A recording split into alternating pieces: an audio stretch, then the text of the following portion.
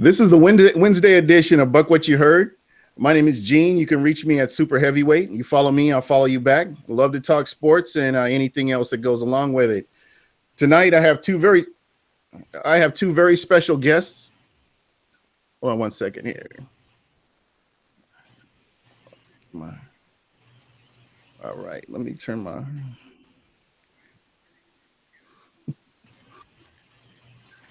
We are just technically challenged. This is just no bueno today. All right, now we're good. I'm joined by Derek from What the Buc. How you doing tonight, my friend? I'm doing great, man. Thanks for having me. All right, and Princess Nikki, my original co-host. And glad to have you back. How you doing tonight? Oh, I'm all right. All right. Sorry. No, it's all good. This has just been, it's been one of those days, I guess. It's been a shit show of the last, 10 minutes. So. It started out good. So tonight, we're getting closer to the to camp. We've gotten OTAs behind us and mini camp is behind us, so we're headed that way. But tonight, I want to touch on some of the news that's going on. It's related to Bucs. And the first thing I wanted to talk about was Warren Sapp. Warren Sapp is, a Hall of Famer, 44-year-old guy that, I don't know if people have heard the story or not, but he's basically talking about donating his brain to concussion research. And, Warren Sapp's one of the most polarizing players the Buccaneers have ever had in history. I can't think of anybody else that has been that player that you either love him or you hate him. And he's just been that guy. But when you hear his story and hear what he's going, the challenges he's facing now, it's really sad to see that. But it's good that, he's talking about doing this. And Derek, I wanted to talk to you because you've talked to a lot of players, within the Buccaneers organization and, outside as well. And what are your thoughts on the whole concussion research thing? Well, it's interesting, and when the movie Concussion came out, Settlement came out, there's a lot of discussion about it. There was a lot of sentiment from many fans that the players knew what they were getting into, so they should stop crying about it. It's a violent sport, move on. And I don't think you want to rehash all of that, but I have talked to players, and Steve White, who used to come on the show quite regularly, was a pretty damn good student at Tennessee, very bright guy. You may not like his politics, but if you followed him at all, you realize he's very articulate. And I remember having many conversations with him where he said, listen, I wouldn't change a thing about what I've done. I had a fortunate and charmed life to play in the NFL. But I can tell you with an absolute certainty, I cannot recall things that I know. I cannot respond as rapidly as I know I should be able to. And I have nothing else to tie it to other than the concussive hits that I took in the NFL. So with regards to athletes being willing to donate their brain for research, in so much as that research can advance the studies to make the game safer, a game that all of us who are, either on the show or listening to the show love, I'm in favor of it, right? I mean, it's good that Warren does that, and the more research, the better to me. Yeah, absolutely. Nick, you wanna jump in there? No, I agree with what Derek says. I think that, it's important if we're going to get any further in CA, in terms of the research, having brains donated is just the best way to find out more about how these concussions are affecting people long term. So I think that, I just commend him for being able to do that, right? Because I think that, at that point, if you've passed on, what else do you need it for? So you might as well use it to give back to the game in this sense. So absolutely.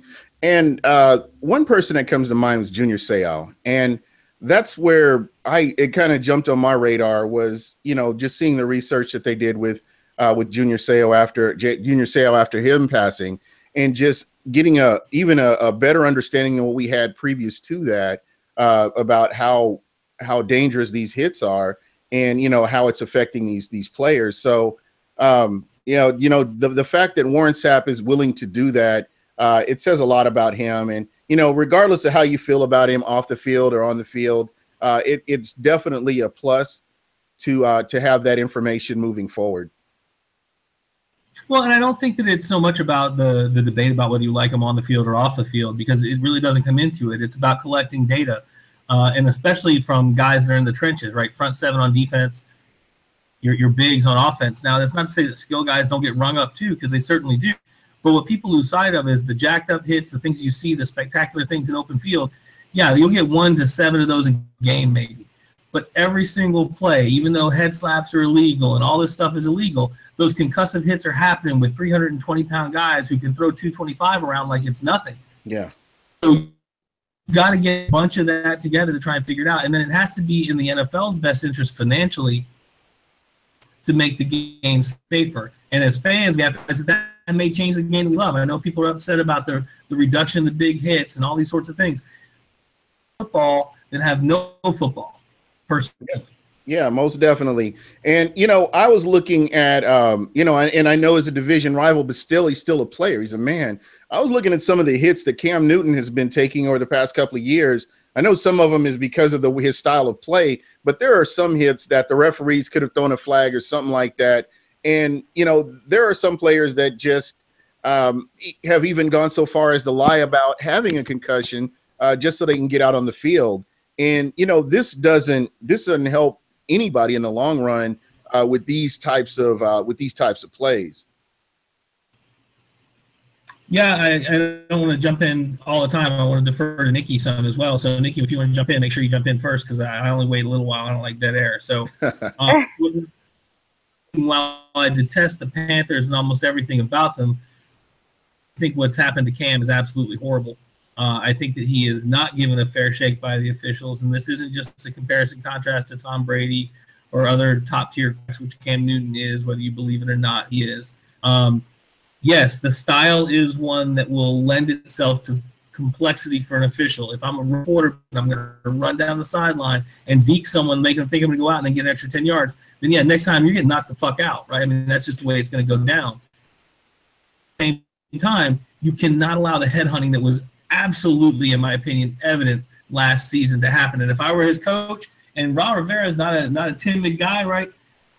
Off that damn field a couple of times for what they did to that player. And again, that's coming from, I don't like Cam Newton. I just respect what he can do for his team and what he has done.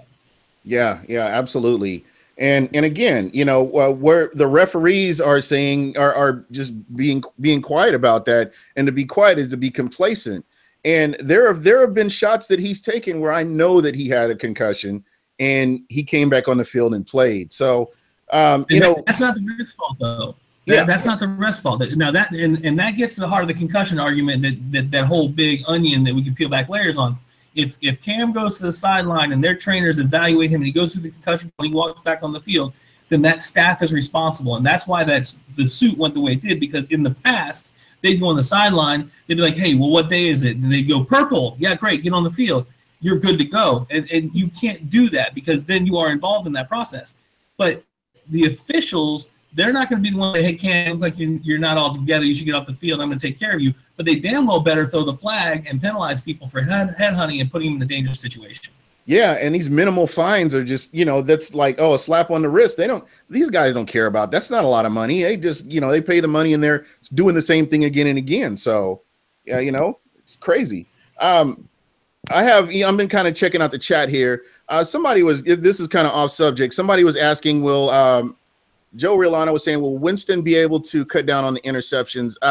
Joe, that's one of those things that he's been working on in the offseason. So I think with the weapons that he's been given, we should see improvement. He's a guy that's always trying to hone his craft. And, it's something that he knows that he needs to work on. The coaches and the GM, everybody knows he needs to work on cutting down on the turnovers. So it's something that we should set high expectations for him to be better about that.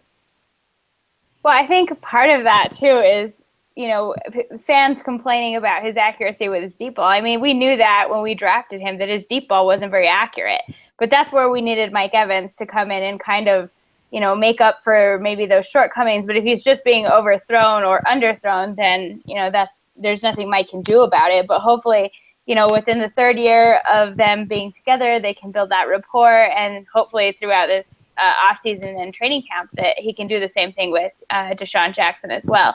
So those kinds of things I think would help them, and I'm sure Derek can offer more insight into like what the offensive line needs to do better for Winston and his turnovers, because I know it all works together definitely. It's definitely a concert, and Jameis always extends the clock. You know, you look at player Tony Romo who extend the clock. They're a double-edged sword for a team, right? I mean, for an offensive lineman, that's sort of a nightmare because you're normally going to have your internal clock, and then once that time's up, you're not maintaining blocks. But Jameis will extend those plays. He's also going to try and take chances. He is a gunslinger, right? He's going to take the shots, and some of that is, and I don't know the gentleman's name in the question because I can't figure out how to make chat work in this, but I would caution fans to not look at the minutia. What we want Jameis to do is lead the team to victory. And I got into a debate the other night with someone about Jameis Winston because I was actually on Facebook with a Saints fan. They were talking about how they felt he'd been ineffective because of the number of interceptions, but they don't see how Jameis changes the entire game. When he's on the field, that offense, it is palpable. They always feel like they're going to score. You add the weapons, like you said, Gene, like Nikki alluded to, the deep ball has never been a particular strong suit, but when you see Deshaun Jackson in the OTAs, Jameis can sling it down there and can't overthrow this guy, right? So he doesn't have to worry about throwing it maybe short and having Mike have to come back and get a 50-50 ball. He's going to lay the damn thing out there and let Deshaun run under it or watch it bounce off the turf. So, right? But get the stats, and the stats, they're not for losers, despite what Coach Morris would have us believe at times. Get the micro, but really grade the macro. If he goes and throws 2 interceptions in a game but throws 4 touchdowns and they win, do I care about the 2 interceptions? Nope, don't give a shit. That's right. Winning covers a multitude of sins, as I like to say. So yeah, you know, when I look at Jameis Winston, you know, I remember, you know, along with the long ball, I remember they were saying he was slow coming out of college. They were talking about his 40 time, which I laughed at everybody. And I'm still laughing at everybody that made comments about his 40 time. You see, this guy is a football player. He makes plays with his legs. I mean, it's not just that pocket passer. He can get out there and extend plays. So, you know, I think that giving him more weapons, and you look at the weapons that he had last year compared to what he had, and we're only talking on paper. These guys haven't gotten to go out and really prove what they can do. But, you know, they've tried to go out and upgrade the offense for Jameis, so that, you know, you can cut down on those mistakes. You can rely on the running game, which he was unable to do a lot of last year. And this is something that they've tried to improve on this year. So hopefully that's something that will help him to cut down on those mistakes as well. Yeah. Go ahead, Nikki. I'm sorry. No, as something that you were talking about a second ago, Gene, when you first started talking, and this is kind of credit to you too, Derek, but I was, you know, re-educating myself on What the Buc and your podcast and stuff. And we were talking about, you know, the 40 times and how you mentioned that the guys with the fastest 40 times haven't turned out to be the best football players, you know, historically. And we're talking about like how he extends plays and how he's, you know, when Jameis is on the field, the whole team feels like we can score. And that's something that I don't think we've felt with previous quarterbacks. You know, there's those intangibles that you guys are talking about, the immeasurables, and Jameis has just brought so much to this team that you can't measure by a 40 time or any sort of drill or activity at the combine, or, you know, you just have to see it in the game. And Jameis provides so much, you know, for us in that regard, that it really doesn't matter, you know, who laughs at his 40 time or anything like that, because it's just not measurable. I'll tell you what, there's 11 guys in Atlanta that don't laugh at his 40 time when he ran for that first down in Raymond James Stadium in one of the most plays I've ever witnessed live at a football game, right? So yeah, December 6th. People talk about 40 times are not the ones who ever chase the guy down. But the reality is, I don't want Jameis running for 100 yards. Yeah. Move around as little as necessary to move the ball down the field and score touchdowns. If that means he takes a 3-step drop, throws a slant to Deshaun, he runs the rest of the way a la Joey Galloway, great. Let's do that. Yep, there you go. And, you know, for me, that's something that's important, again, is the offensive line. I know you kind of alluded to the offensive line yourself. Everybody's talking, not everybody, but a lot of the fans are concerned about the offensive line. Personally, I guess I just don't see it. I think that Donovan Smith, you know, these people are all coming back to the same offensive coordinator. They're coming back to the same scheme. They know what's required of them. And you've got guys that are coming back off of injury. You've got a guy like a Ali Marpet that's coming over to center. So I think that these guys will gel faster than what we saw last year with a first-year head coach, offensive coordinator. You know, I know he was there the year before, but he's in a different position. So I feel like, you know, them being in the same scheme for another year, I think that should take a lot of I think people shouldn't read so much into it. And then you've got J.R. Sweezy coming back from injury. This will be our first time getting to see him. So he's an added addition that we haven't been able to talk about as well.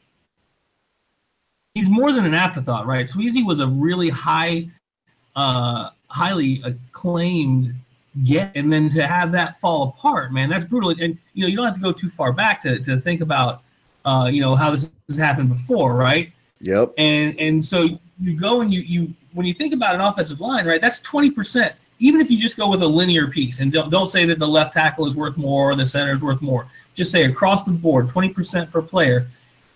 That 20% basket. Yes, sir. Right. So, if there was a fan club for Joe Hawley, I would be the president. I love Joe Hawley when he plays the game, but I'm not pretending he's the best physical specimen, the greatest athlete, the right size. I just that I feel if I'm a fat guy on the field, I want him out there with me, right? But the reality is you want the best 5 of those fat guys out there, right? And I say fat guys affectionately. So anyone who's listening to this and hasn't heard me before realize that's not a pejorative, right? So when you get Ali Marpet moved to center, you've upgraded your center position. Then you get Sweezy to come in there. Then all of a sudden, DeMar Dotson's out there with Kevin Panfield. You got Donovan Smith learning how to do this stuff. These guys are coming together. Warhop has been there for a while. These guys are really working on their craft. And it's all going to come down to, can the 5 guys learn how to dance together? Offensive line, whether people believe it or not, even if you're man blocking, is about choreography. It's 300-pound dudes on the same play sheet. Whether they can see it or not, whether they can hear it or not, they got to know and trust and make the blocks so the guys behind them can do the job they got to do. And I'm excited. It's the thing I think we should be most excited about, not the one we should be most afraid of, because they didn't sign a name that we remember from Madden. Yeah, there you go. You know, those are the facts right there. Nick, you wanna jump in here?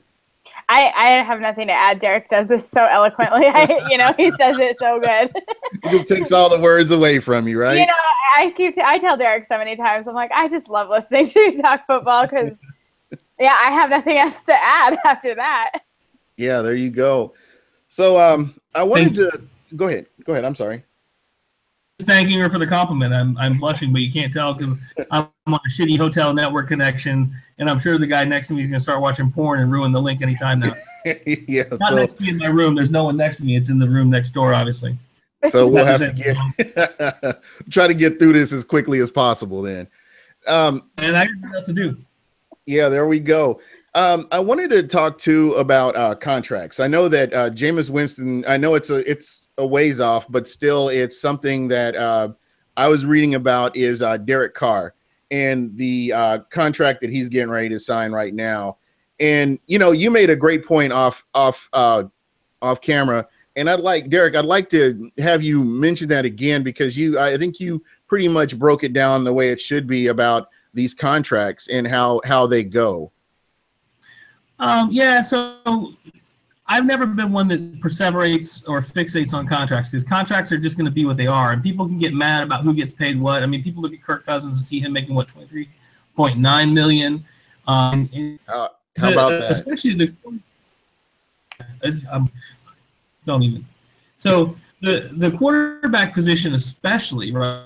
The market's going to set itself. So Jameis Winston, he is lining himself up to become the highest paid quarterback in the league. If he continues the projections that people have for the Buccaneers, if we make the playoffs, do well, he's lining himself up for a great contract. Supposed to do. That's what we should want as fans. There's not a scenario that exists where we can have the best quarterback, or say a top 5 quarterback in the league, who when it comes time for the contract goes, you know what? Y'all keep the money. I'm good. I got what I need. Let's go dump that money on another player. I don't care how great he is. And Jameis, to be honest, is charismatic and a leader, and I watch him with the kids he works with. We're fortunate enough to work with his charities. I love the kid. I really do. I expect him to say, no, I'm good. Just give that money to someone else, right? But as fans, we shouldn't give a shit, right? He gets the money he's supposed to get. That's why our general manager has to do a great job. Jason has to do a great job on the near term, managing his cap, projecting for who he's got to protect, because you got to protect the right guys down the road so you don't become the splash, the 1 year and done, and then you're rebuilding for 7, 10, 15 more years, and then we're having to drink so much at the tailgate we can't remember how the game ended.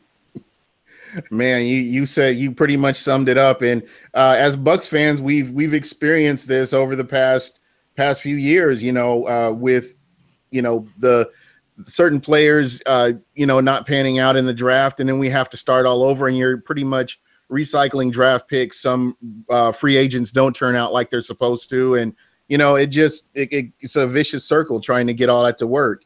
And what Jason Licht's been able to do in his short time here in Tampa is pretty impressive, to get all these people together and have cap room to go after a Deshaun Jackson and still be ready for the next round of Buccaneer free agents that we may have to re-sign. So that's something that I'm happy to have him as the general manager. I feel like being a personnel guy and a cap guy is what you're supposed to be able to do as a general manager, and not just one or the other, but it's good to have somebody like that here. Well, I know Nikki thinks very highly of Jason. I do as well. I don't care if it's one guy or if it's 30 guys. I don't care how many people are on their payroll to do it. I don't care if they've got computer programs to do it. I just want it done and done well. And there are plenty of models out there, but the reality is for fans or even media personnel to say that they both watch all of the X's and O's, they watch all of the drama, the fan interaction, and they watch the cap, and they watch the contracts, and they watch the free agent pool, and they do this all at a level of minutia that makes them as good at any of those individual things as the head coach or PM or any of those things is bullshit. It's just absolute bullshit. So what we do typically is we say, okay, well, here's this high-profile win or this high-profile loss. I don't mean games, but maybe it's a free agent signing that went really well or that went really poorly, and then we ascribe to that the entire tenure of that coach or GM.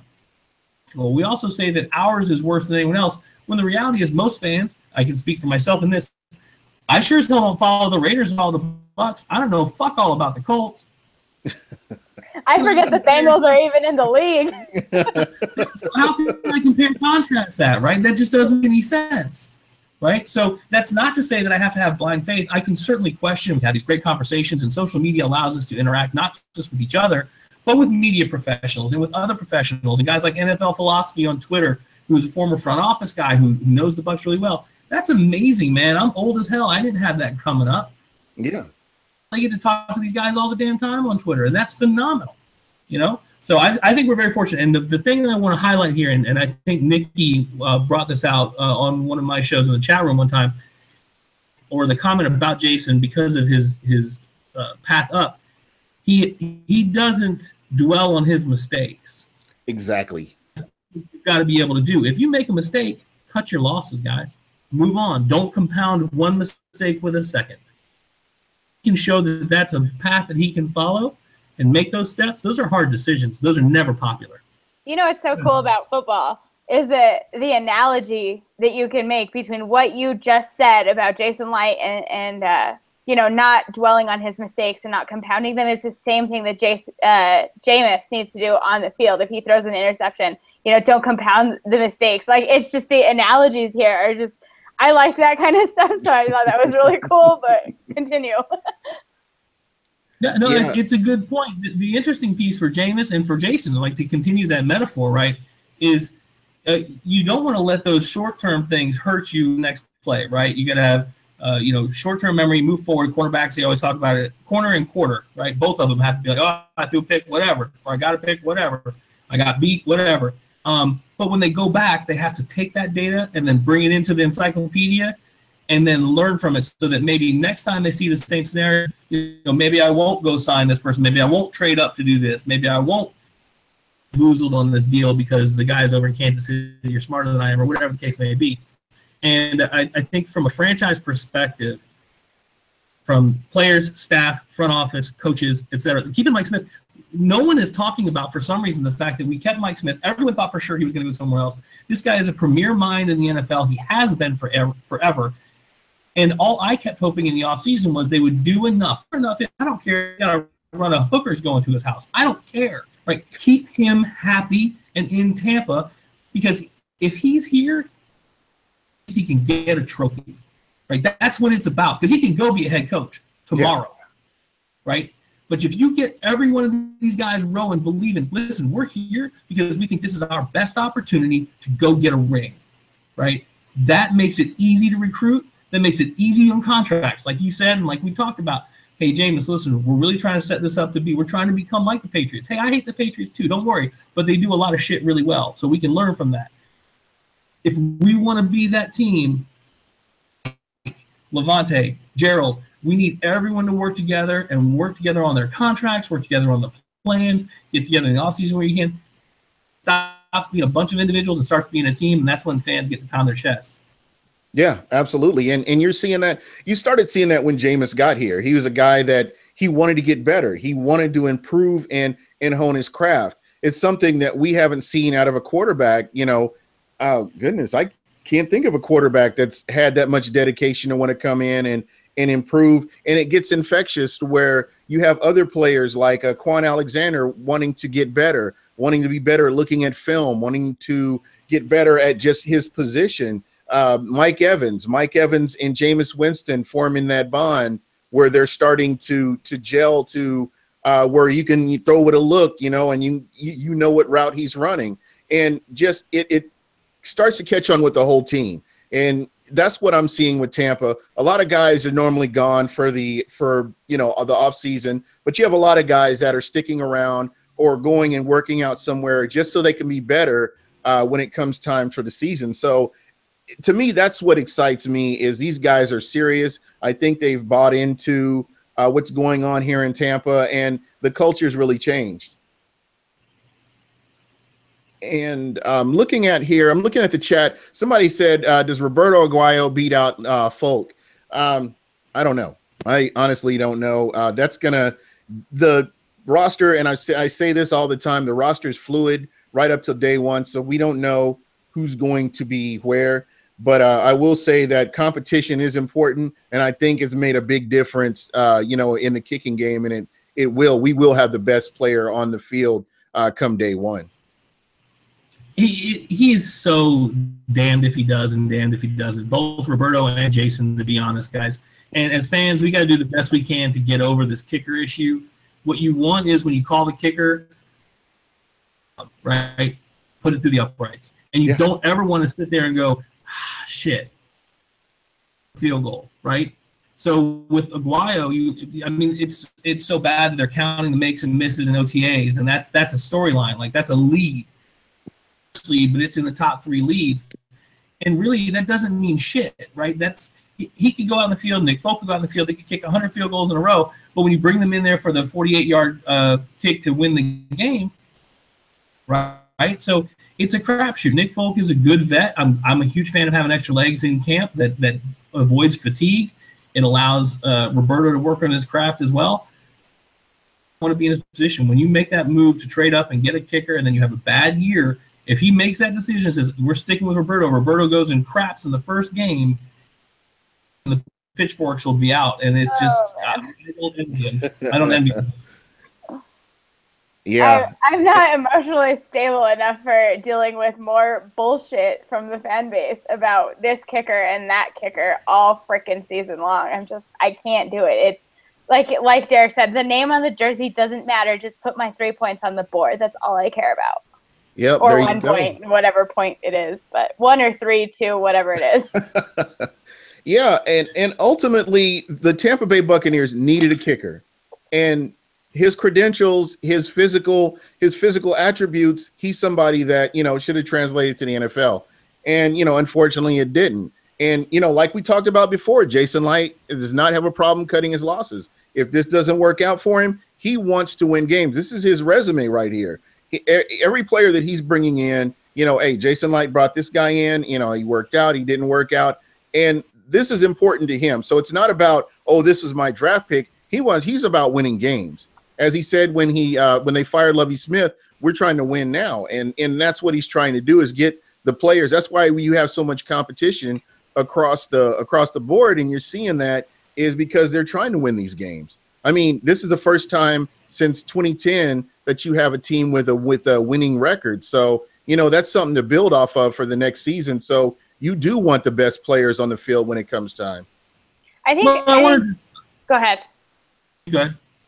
Oh, I was just going to say, the only thing I think about is that we're in such a fortunate position that these are the problems that we have. I mean, think about just 3 or 4 years ago, the tone of me sitting here talking with Eugene, like on this show way back then, was so different than it is now. I mean, we're smiling, we're excited, you know, we have problems that, like, God, we would have killed to have back then. So, like, let's be a little bit grateful for what we have and what, you know, we could potentially have this year. I feel like I'm not calling playoffs. I'm not calling Super Bowl. I'm just saying I think this season's going to be special. And I want to be there for as much of that as I possibly can. Yeah, the thing I was going to jump in and say is spell something. I don't know if you meant to say it that way, Gene, or not, but I will assure you there's not an NFL team that doesn't try and win every game. Trying to win. Even when we were miserable, it wasn't for lack of trying. They have a tremendous amount of pride. The benefit we have now is, and we've talked about it a fair amount of the offseason, which is when the cuts are hard, you're in the right direction, right? For the past probably 6 or 7 years, there have been plenty of positions where you're like, we got 3 here. Taekwon Underwood was our starting wide receiver for a quick minute. Like, yeah, EJ Biggers was the starting quarterback, you know? God, EJ Biggers. Don't even bring that up. No, but yeah, that's I guess where I was going with that was I know that Tampa was in that rebuilding mode. They have been in the rebuilding mode for some time through Schiano with the early parts with Lovie Smith, and I guess it's time to start winning. I guess that was more or less what Jason Light was saying. I know they were trying to win all these games, but putting pieces in place to where they would be competitive and you know, be in these games, because early on you just didn't see that. I mean, I know they were out there putting forth effort, but they just didn't have the weapons and the depth that they have right now. You know. Sure, and. It takes time. Am I going to build through the draft? Am I going to go spend a bunch of money in free agency? Right, you got to pick which side of that coin you're going to be on. And if you're recycling coaches every 2 years, that makes it tough because schemes change, systems change. I went after this set of guys, but they don't fit for the next set of guys, and then I had to dump all those guys. It's a clusterfuck, right? So, you know, when you have a rudderless ship, for quite some time we had a rudderless ship. Absolutely. Now, fortunately, through some strength of character or force of will or whatever it is, or sheer luck, right? Coach. He's got Mike Smith, a hell of a coach. Right? And things are starting to come together with a quarterback and Jameis, who looks like he could be the real deal. You never know that. That's another crapshoot going to try and get a quote-unquote franchise quarterback.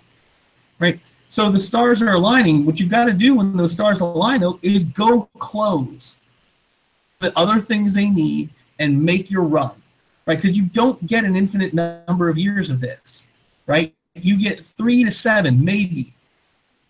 So go do it, right? Whatever you got to do, go do that damn thing and try and get it. Because then it's a fire that feeds itself, like you have in a dynasty, which I have to call it, in New England, because Belichick doesn't give a shit. If you come here, you'll have a higher chance of winning. Every vet who's got a bunch of years but still has a bunch of wear on their tires will take less money to go there. And that's to live in New England, which sucks. Yeah, and I mean, he had Randy Moss there. He brought Randy Moss in and cut Randy Moss. I mean, to him, they want to win. I mean, that system that they have there, and you talked about it, you hit on this off camera, is what they have going on there is really something special. Whether, you know, when you have the coach, quarterback, I mean, everything is just kind of working together for them, and they're able to make these moves. Like if you look at the moves they made in free agency, I mean, they've done pretty good for themselves and put themselves in a position to be right where they were last year. It's not dissimilar from the Bucs during the heyday under Coach Dungy, pre-Super Bowl. They had a model. They had a player body type that they liked on defense. They had approaches that they wanted, right? And sadly, we didn't have the efficacy to get the trophies. But Bucs fan, I love 10-win seasons. They were fun. Like, I loved believing every Sunday we were going to win, and I knew we were going to make the playoffs. The question was, will we ever beat Philadelphia? And then I'd gnash my teeth and break things and want to kick my animals, but I wouldn't because I love animals. But the fact of the matter is you build those sort of paradigms and then you go run with them, and that's what they've done up there. They've done a great job. Hell, Troy Brown played secondary, for God's sakes. Those guys are there to get the job done, and I think you're seeing that there's another word, character here in Tampa. You're seeing that from the players. You're seeing that bonding. We talk to guys like Mark Cook and Scott Reynolds who are in the building every day. In the locker room, and those are the things that are hard to judge. You guys know I don't like when it's like, oh, he smiled on the field, he shouldn't do that because he should hate the opponent. No, that's stupid. But what you can do is look at how they treat each other, the extra practice that they're getting, and after the actual OTAs, the time spent in the locker room, the offensive line getting together, the chemistry. These are things you have to have in order to improve the game in the sort of tangibles that you guys have both alluded to throughout this podcast. Yeah, and I'm going to go in and say it. It's a culture change. I mean, when you consider what they've gone through with Mercer, with Aqib Talib, and then just the off-field antics and all this other stuff, when you get to this point right now, you see a culture change. Like you mentioned before, a rudderless ship. They have a direction that they want to go now. And you've got your quarterback. That's your leader. And how Jameis goes, pretty much the rest of the team goes. And what I saw last year towards the end of the season that made me excited was the defense being able to go ahead and close out games that we know years before they wouldn't have been able to. So to me, there's some things that, you don't really – I guess you can't really put a finger on, but things that are really exciting to see from the Tampa Bay Buccaneers and what they've been able to accomplish and how much they've been able to improve. Like the Princess said, this – could be a special year for this team. I think that maybe this is my bold statement of the podcast, but I don't think it's unfair or overly preemptive to say that we're starting to mirror the Patriots organizationally and winning, like the beginning stages of what they've built, right? If we keep on this trajectory that I think that we're on, I mean, I think we can mirror what they've been doing, and I don't think that's unfair to say even right now when we don't have shit to show for it right now. I just think that we're very close to mirroring what they had at the beginning. And by the way, Derek, if you ever kick Butters, I will take him away from you. Lovable lunkhead. I would never kick him. I love dogs. I share Nikki's optimism. I don't share her position on the timeline. I am a staunch cynic when it comes to everything. And while I am excited, and I can't remember being as excited about a team on paper as I am now, there's just so much talent in some of these positions. And you see, I mean, on the offensive side of the ball, I don't know how Cutter can go outside and not have to, wear some sort of sweater vest around his waist to hide the erection he must have for working with this on the whiteboard. It's literally like a candy land. It's like playing with an all-star team, right? Which is great. Defense, we've got some of the pieces, but there's a little bit of a lag there, which is fine. And I think that they'll make it up. And I think you saw that trend moving up towards the end of the year last year. And with Mike Smith there and his staff, I have every faith that they're going to be moving. But I have to see, we have to take that next step. We've flirted with the next step for a number of times, right? We've got to get multiple points on this trend line. We haven't had is the playoffs, right? You got to punch the ticket. No one wanted us to punch the ticket last year. And this isn't just me as a Bucs fan wanting to be proud and other shit. That's not how I am. But I assure you, none of those teams wanted the Buccaneers, the way they were playing towards the end of the year, to make it into the playoffs. Yep. Right?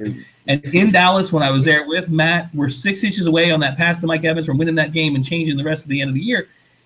That's great. But until you take that next step, we all know what potential means. It's everything you haven't done yet. Exactly. So what I'd like to do, because we're getting close to regular camp. That's the next stop for us is camp. I was wanting to talk about a couple of positions, and I know again this has been something that's been talked about throughout the offseason is the running back position. And I don't want to talk about Doug Martin so much because I have an idea of what's going to happen with Doug Martin. But I wanted to talk about some of the other running backs, and I wanted to start with Charles Sims.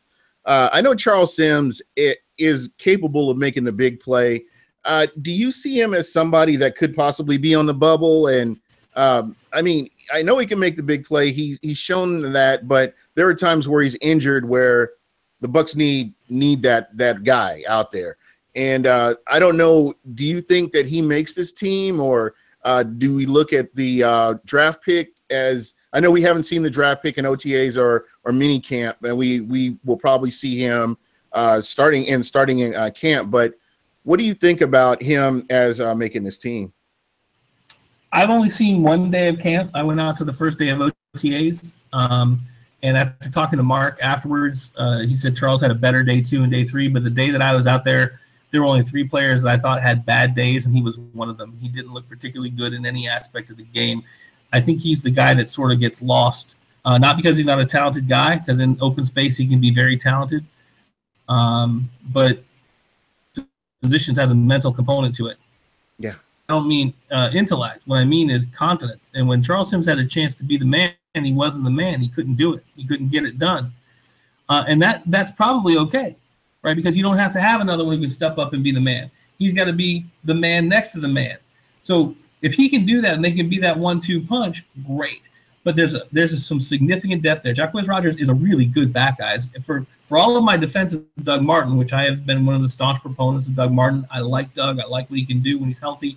And I think that the way the fans have turned their back on him, I think is to be honest, embarrassing. But Jameis Rogers, I love. I love his style. I love what he does. And I think when you look at those two guys right now, Charles Sims doesn't go in between them right now. Charles Sims comes after them. And they've got a lot of talent behind there that they also like. So I think that's going to be one of the camp battles you got to watch, because he doesn't offer anything unique anymore. All those guys can do all of that same shit. Yeah.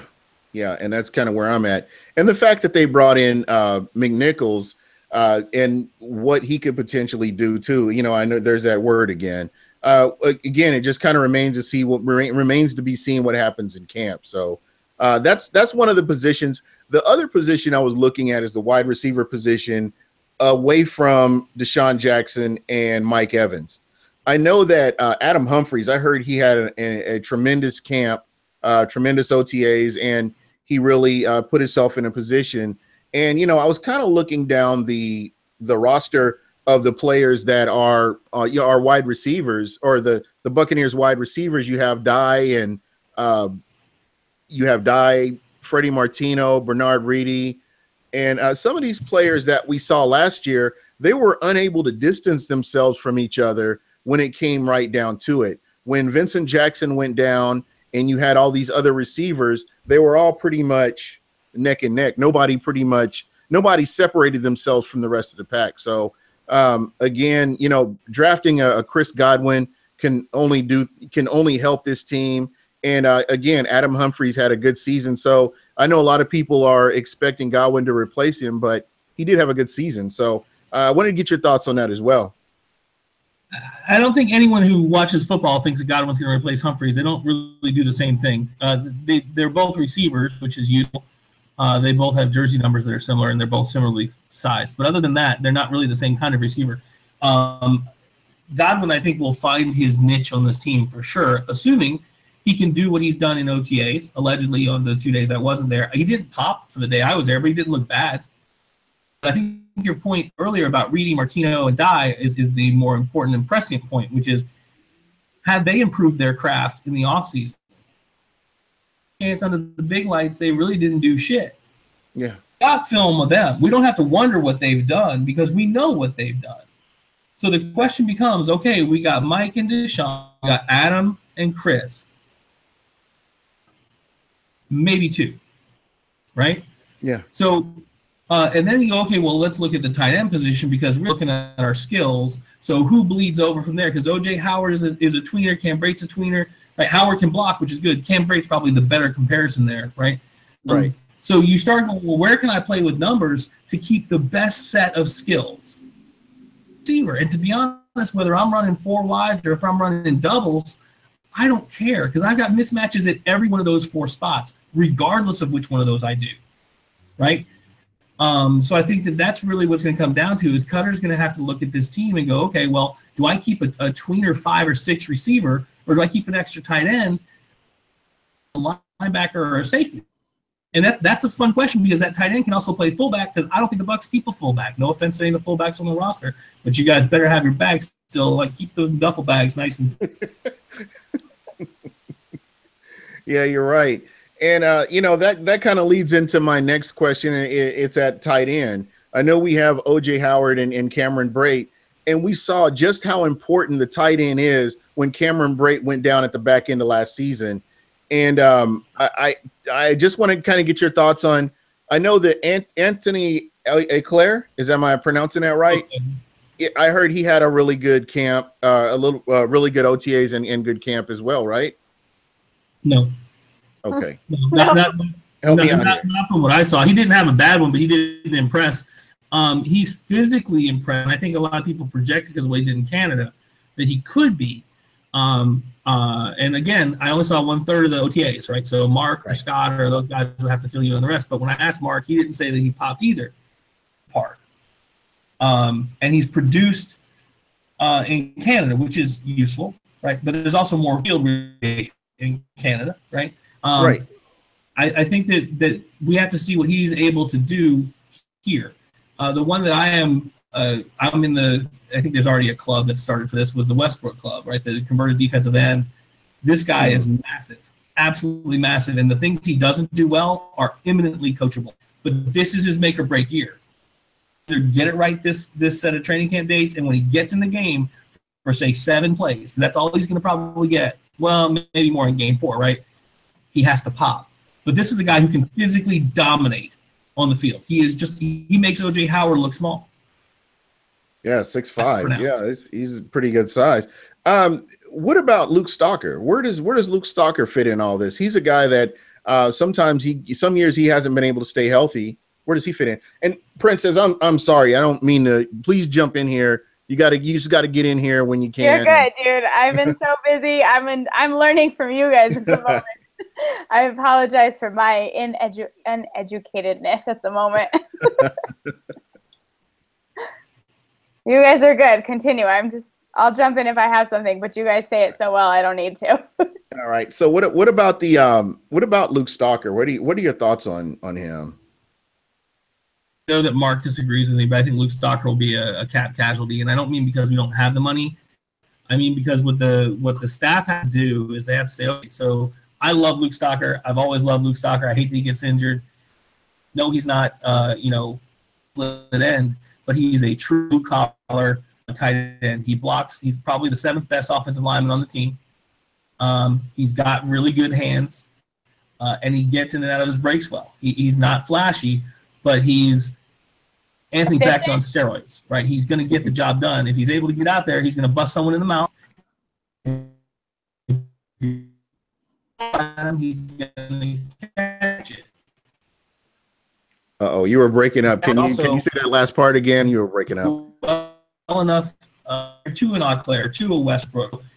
Am I getting 3x the output from this veteran that I am from this potential young? And that's what the angles you guys have talked about, which is Luke so good in the locker room, or can he be so good in the tight ends room that it's worth paying that premium? Yeah. And I don't think it's going to be the case. I think Luke's going to be the Brad Culpepper cut, where people are like, oh my God, I can't believe they cut Luke Stalker. He's the only vet they have in that room. And people are going to go, well, Cam Brate's got a couple years, and sorry. And I like Luke, but I just don't think.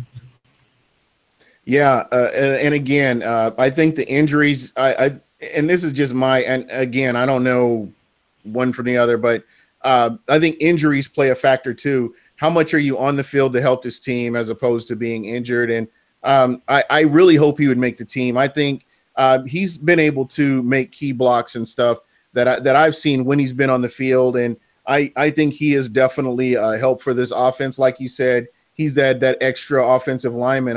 I think he does a great job. So I would love to see him make the team, but again, we're going to see the best players make this team, and there is a lot of competition this camp. I think this is probably more competition we've seen in this camp than we've seen in a long time.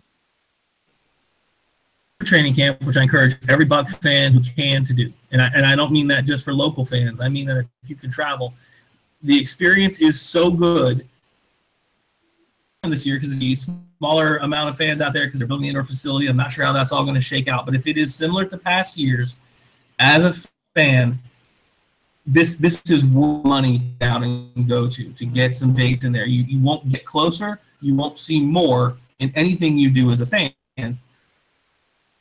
Walk over the sleds and watch the tight end group. They'll almost always be west south end zone, right, of field one, if that's what they end up doing this year because of the construction. Montclair and insert two others here can get down and block the Stalker's not going to be there because the reality is they're not putting him in as a prime line. They're going to use O.J. Howard and Cam Brett. Not so you need the other guys. The fundamentals. If they do that, then that's a foregone conclusion in my opinion. Well, there we go. So, folks, if you can, they've put out the camp schedule. Personally, I am going to try to make it to a camp myself. Hopefully, my boss isn't listening to the show where I can call in sick and go. You look under the weather. Under the weather. Yeah, you look a little pale. Yeah, so I definitely I remember I don't work at Verizon anymore, but when I worked at Verizon, I used to always fake like I was sick and go over to Pepinrood Stadium and just check out the camp. You know, that was fun, and that's part of the fun of being a Bucs fan. You know, until they moved it to Orlando and kind of ruined it for me. But you know, while they were in Tampa, I took full advantage, and I encourage anybody, all these fans out here. Be excited, get excited about this team. This is your team, and I think that, you know, by showing up at these games and giving that home field advantage, I mean, that's definitely going to help sway some games as well. Yeah, and this is someplace where I think Nikki's frozen, but when she comes back, I'd love to hear, you know, her position from. She's one of the captains of the Buckaholics out in Albuquerque, and they've got their takeover of Arizona and all this sort of stuff, but from a home field person, right, someone here in Tampa, there's some things encouraging. The fan base is so abused, let's say, right? Let's take the most positive outlook we can and not be the bitter asshole that I tend to be when it comes to fan relations at times. But when people would give up and leave, and we'd only have 30,000 left in the stands, and then the Bucs would make a comeback, and those 30,000 were louder than the entire stadium was before. We need the whole 67, right? Again, there was, I'm going to be a sports fan. I can't trust them yet. I don't have my heart back, but jump back in, right? Or just decide you're not going to, right? Because there's a difference. When I travel, Nikki travels a lot. I know you've traveled a lot. You can tell the difference between stadiums of fans that are diehard and the ones that aren't, and I'll omit Seattle from this discussion because they're a bunch of front-running jack-offs. So yeah, basically. And I'm gonna jump in, Nikki. Before you do, let me jump in here real quick. I was in England when the Bucs played the Chargers, when they played the Chargers, and I saw more Buckaholics and more Buccaneer red at that game than I did see the Charger fans. So I was very proud of the Buckaholics. I just want to say that I haven't gotten a chance to say that, but I was very proud of the Buckaholics and what they were able to do in taking over Super Bowl Stadium, Buccaneer Super Bowl Stadium during that game. That's Ray J. West, baby, and we made it known. I'll tell you what, that for me, because of all the games I've been to, I've only seen 3 wins, right? And that atmosphere at that game after they have like a little hallway and there was just Buck fans screaming and yelling like we had just won a playoff game, screaming, hugging, just, oh my gosh, I've never been around Bucs fans like that. And I think I talked about this on another show, after that game, but that is something that, like, when I think about it, it makes my blood crawl because it was just so awesome. And I had videos. I hope I still have them somewhere because I got a new phone. But it's just so loud in there. Like, it was like playoff atmosphere at Ray J. West, but it was just, we beat the Chargers, but it was just cool, man. That was something that that's why we do this. You know, those moments are why we're Bucs fans. You know, we may not get them very often as of lately, but I think that now that we are going to start getting them a little more regularly, oh God, I'm so looking forward to it. It's amazing. Yeah, my boss man just said I'm going to be sick too, so that's good. And we can go together. Hey, if you keep this quiet, I got you on a ticket, so we can just go.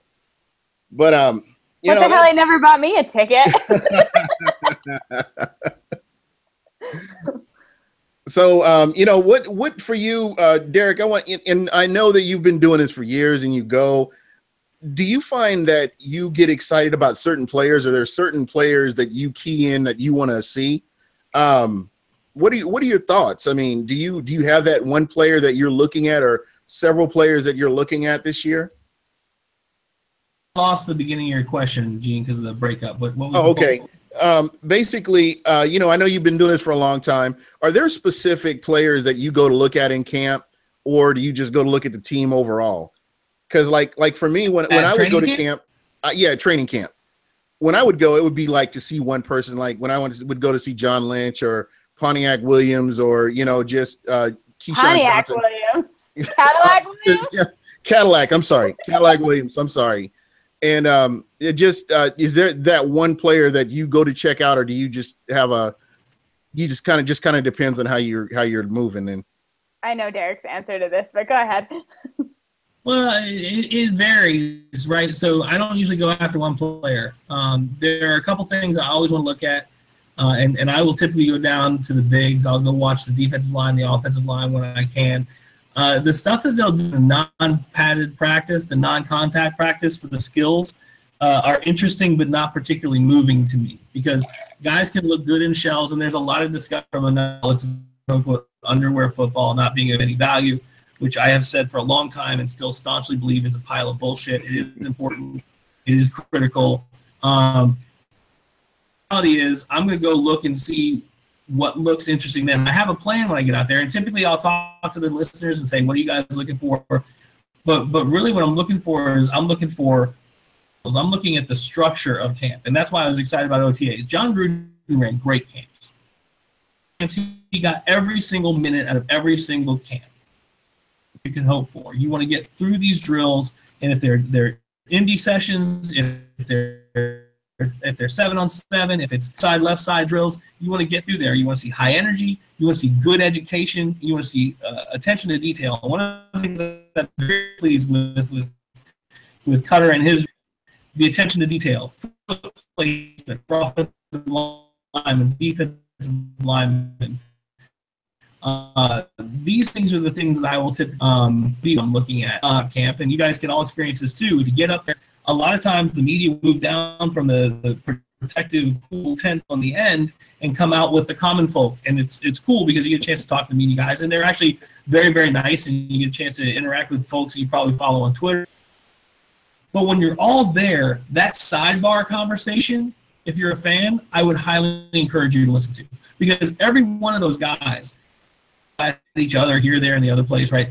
There's a lot of collective wisdom in those stands watching the same shit. One person make a comment about a hitch in a step or a move or a this or that, and everyone will start to interact, and it can be really, really educational, I think, for fans, and not in a condescending way, right? This is a game that's ever evolving. That's not to say that these guys, or I know a ton more than you guys. We may have more experience, we may have had more training.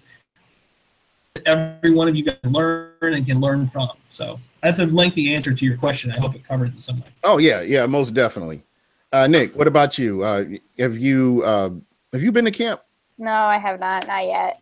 Okay, that's on your to-do list. Money on games. Like I every year I'm like, I'm gonna go to camp this year, and then I'm like, but I want to go to all these games. Like, so it's hard. Well, I will get out there eventually. I mean, shit, I'm trying to move. This is your fan preseason when you go to a camp like that. This is your fan preseason, just getting you ready for the games. Oh, I hear it. I'm not knocking it. It's on the list. I'm a grad student. Okay, I don't have all that money. Yeah, I know. For me, this year I'm really interested in Gerald McCoy. Gerald McCoy made the self-analysis, and I just want to see if he follows through with that and see how this all, plays out for him. What? And I'm sorry? Training camp for Gerald McCoy. No, I just want to go and see him and see how he does and see if what he's doing different than last year to improve, because I know he looked at himself and he said, hey, I'm going to improve. I'm going to be better. And, that's somebody that I'm actually looking at is Gerald McCoy for starters. I think personally, and this isn't a knock on Gerald McCoy whatsoever, but I feel like he says that every year.